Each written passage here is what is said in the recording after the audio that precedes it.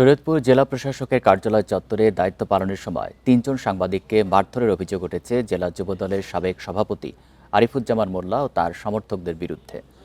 সকালে বিএনপির একটি পক্ষের বিক্ষোভ সমাবেশের তথ্য সংগ্রহ ও ভিডিও করার সময় এই হামলা হয়। এতে আহত হন ডেইলি স্টার, নিউজ24.com ও দৈনিক এদিনের ৩ সাংবাদিক। এ সময় তাদের ক্যামেরাও ছিনিয়ে নেওয়ার চেষ্টা করা হয়। এ বিষয়ে জানতে চাইলে তালিকা করে সাংবাদিকদের আবারও পেটানোর হুমকি দেন অভিযুক্ত যুবদল নেতা।